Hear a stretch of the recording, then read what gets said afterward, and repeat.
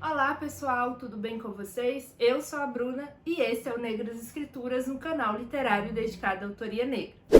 O vídeo de hoje nós vamos conversar sobre o artigo Racismo e Sexismo na Cultura Brasileira, escrito pela Lélia Gonzalez em 1980.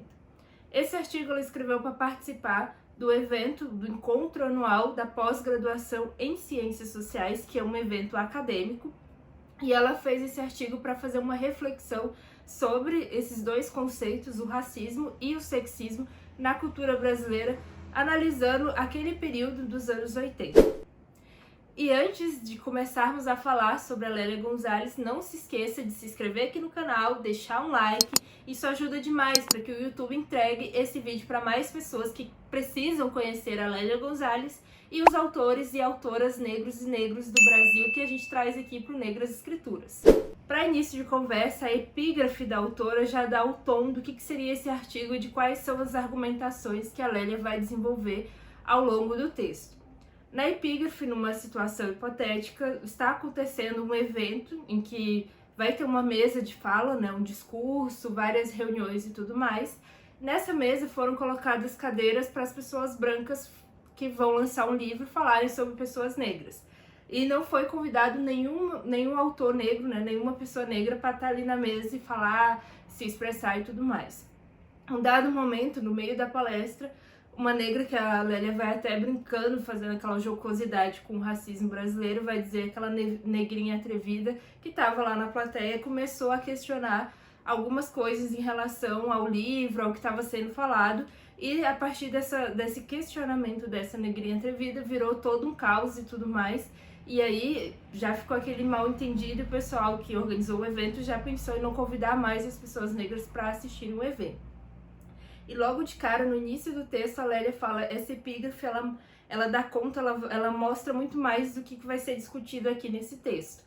Nesse texto, a Lélia vai discutir o quê? Ela vai mostrar pra gente toda a influência que ela tem da psicanálise. Ela diz isso já no início, uma das primeiras pessoas que ela cita é o Fanon, e mais pra frente ela fala assim, esse texto, as bases epistemológicas desse texto é a psicanálise, principalmente o Freud e o Lacan. Então ela faz uma leitura desses dois autores que vão estar presentes na análise que ela vai fazer.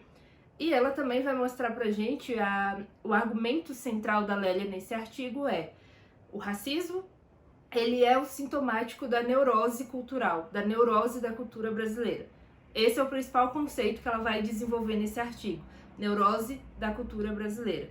O que ela vai chamar de neurose, então, que eu já dei, o primeiro argumento dela é essa questão do racismo. Ela vai colocar algumas questões, por que ela quer escrever esse artigo, o que ela quer investigar com esse artigo. E ela vai colocar pra gente o mito da democracia racial. O que ela quer saber em relação ao mito da democracia racial? O que esse mito oculta, O que ele revela, a gente já sabe, mas o que ele oculta? Por que deu tão certo o mito da democracia racial no Brasil? Quais foram os fatores históricos e tivesse tanto sucesso no país? E aí, fazendo essas reflexões em relação ao mito da democracia racial, ela mostra pra gente o aporte teórico dela do Freud e do Lacan, porque ela vai fazer uma reflexão em relação às pessoas negras, principalmente as mulheres negras, que ela vai dizer que o funcionamento do racismo e do sexismo na cultura brasileira acaba colocando a mulher negra num lugar de extrema opressão, num lugar em que recebe mais opressão.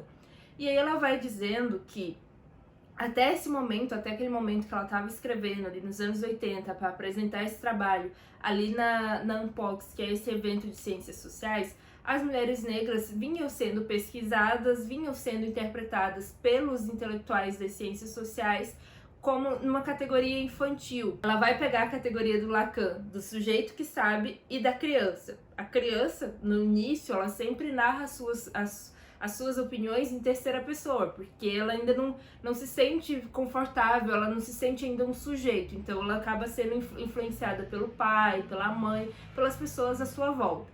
Então a Lélia vai pegar essas duas categorias do Lacan, o sujeito que sabe e a criança, para pensar a mulher negra nessa situação. A mulher negra sendo, como as ciências sociais pensam ela e como a própria sociedade brasileira pensava a mulher negra naquele período que ela estava escrevendo.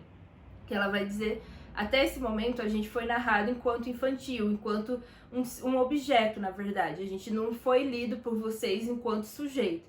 Mas a partir desse momento, o lixo vai falar e vai falar numa boa. Isso é uma citação direta da Lélia, em que ela vai evocar essa questão da mulher negra, narrar em primeira pessoa a sua situação na sociedade, e a Lélia, como uma intelectual negra, está abrindo esse espaço para que a gente comece a fazer essa discussão dentro das ciências sociais em primeira pessoa. Eu, enquanto uma sujeita, né, eu vou me transformar, eu vou sair desse lugar de objeto de vocês, de objeto de pesquisa, e vou me transformar em uma sujeita que vai analisar a situação da mulher negra. Então, aí já começa o tom do texto da Lélia. Nesse texto, ela vai continuar o argumento que ela já vinha desenvolvendo em outros artigos sobre o papel da mulher negra na sociedade brasileira, principalmente pensando duas figuras que ela vai falar pra gente, que é a empregada doméstica e a mulata, porque a Lélia vai fazer uma análise em relação ao carnaval. Esse momento do carnaval, ela vai dizer que é um momento em que o mito da democracia racial, ele se reinventa, ele é repetido e reforçado durante o período do carnaval. Porque em um dado momento ela vai dizer pra gente, no mesmo dia, na mesma situação em sociedade, essa mulher negra que é pensada socialmente como sempre no lugar de serviçal, no lugar de empregada doméstica, né? No dia a dia, a Lélia vai narrar situações da própria vida cotidiana dela, das pessoas baterem no apartamento dela e pedirem para falar com a proprietária, né? Chama sua patroa que eu quero vender um livro, alguma coisa. E a Lélia vai dizer, mas eu sou a patroa, eu sou a dona do apartamento. Então é por isso que ela tá narrando nesses dois pontos. No carnaval, essa mulher negra que no dia a dia é sempre convidada a ir pro elevador de serviço, a servir uma água para alguém, porque ela sempre pensada nesse lugar de serviçal. No dia do carnaval, nas noites de carnaval, ela está em todas as revistas, ela está no seu auge, ela vai até chamar a Cinderela do Asfalto, porque ela é lida como a mulata, aquela mulher sensual, aquela mulher do desejo, né? Guardem a questão do desejo, que já vamos chegar nessa parte dos desejos também. Então, a mulata envolve todo esse desejo nacional, então ela está em todas as capas quando a grande Cinderela. Depois, no outro dia, ela vai narrar que depois, em interações cotidianas, ela volta a ser vista nesse lugar de subalterno. Então, a Lélia está mostrando esse jogo, né? Essas duas personagens, a empregada doméstica e a mulata, são duas personagens que representam o mesmo sujeito, que é a mulher negra na sociedade brasileira. Passado isso, a Lélia vai trazer pra gente, então, o que é a neurose da cultura brasileira. O neurótico...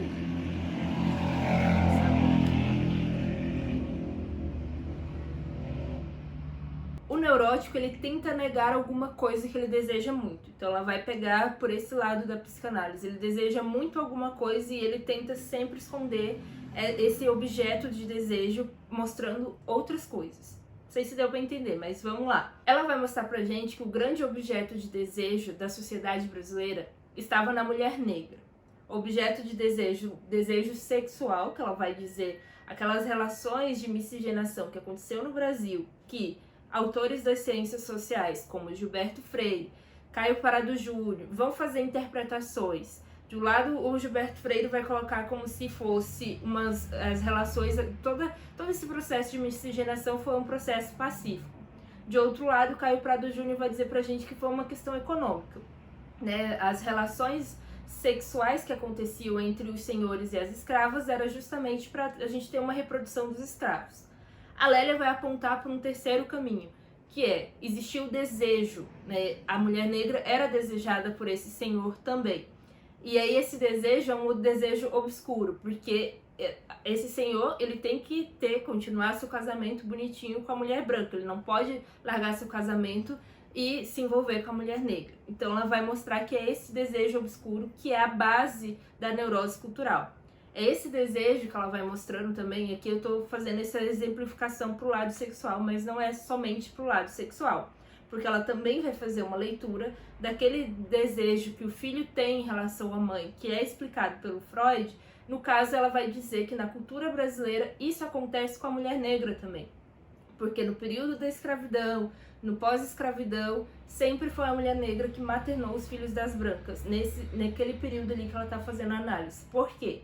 porque lá na época da escravidão, né, a gente tinha as mulheres que trabalhavam nas casas e elas que cuidavam dos filhos das brancas enquanto elas estavam fazendo outras atividades do lar, né? Então, assim, era a mulher negra que estava ali cuidando, maternando esse filho. Então, por isso que a criança branca e tudo mais, a figura da mãe que ela vai desejar vai ser a figura da mulher negra.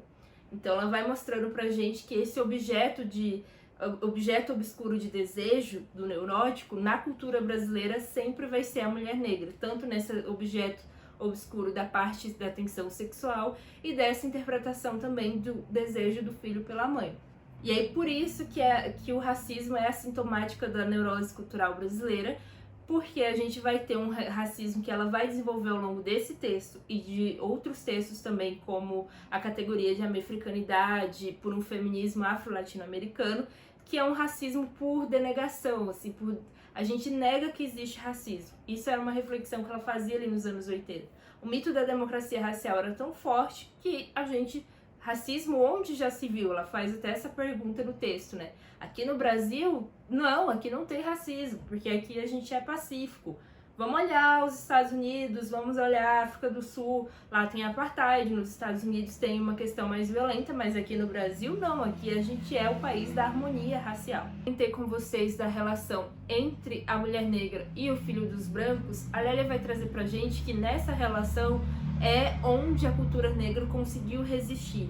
Ela faz uma releitura da Mãe Preta, que antes era pensada por aqueles intelectuais que eu já citei, como Gilberto Freire e Caio Prado Júnior, ela é pensada como um elemento dócil, como aquela mulher subserviente que está ali sempre para passar a cabeça na mão do filho das brancas e tudo mais.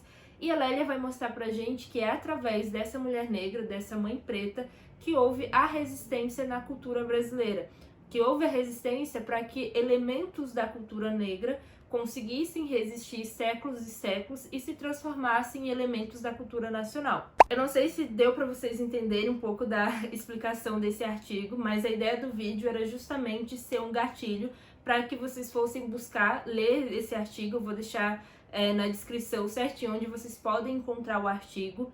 Ele é um pouco mais complexo do que outros textos da Lélia, porque envolve justamente uma leitura mais profunda da psicanálise, que eu não tenho, né, que não é minha área raiz. Eu leio a psicanálise através de interpretações de outros autores, como no caso da Lélia, que é o que eu tô falando. Nunca li Freud e Lacan oficialmente lá no original. Deixem aí nos comentários o que vocês acharam do vídeo, se vocês gostaram do vídeo, se vocês querem ver um pouco mais da Lélia Gonzalez, que eu volto com mais vídeo dela. Até o próximo vídeo aqui do Negras Escrituras.